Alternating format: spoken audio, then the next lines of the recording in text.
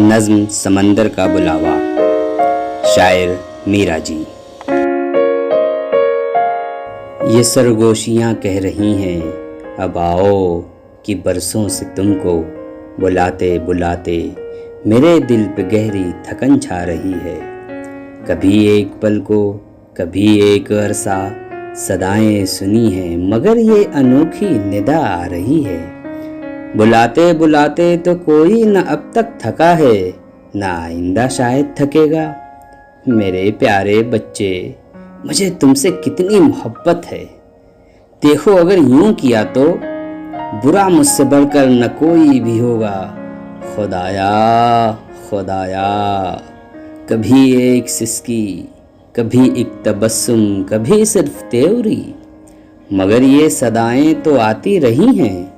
इन्हीं से हयाते दो रोज़ा अबद से मिली है, मगर ये अनोखी निदा जिस पे गहरी थकन छा रही है, ये हर एक सदा को मिटाने की धमकी दिए जा रही है।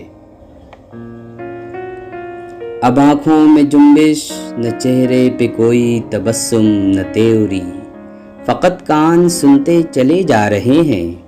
ये एक गुलसितां है, हवा लहलहाती है, कलियां चटकती हैं, गुंचे महकते हैं और फूल खिलते हैं, खिल खिल के मुरझा के गिरते हैं, एक फर्श मखमल बनाते हैं जिस पर मेरी आरज़ुओं की परियां अजब आन से यूं रवां हैं कि जैसे गुलिस्तां ही एक आईना है।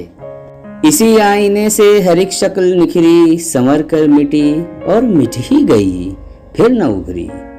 ये पर्वत है खामोश साकिन। कभी कोई चश्मा उबलते हुए पूछता है कि उसकी चट्टानों के उस पार क्या है, मगर मुझको पर्वत का दामन ही काफी है।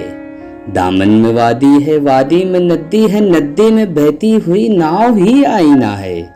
इसी आईने में हर एक शक्ल निखरी, मगर एक पल में जो मिटने लगी है तो फिर न उभरी।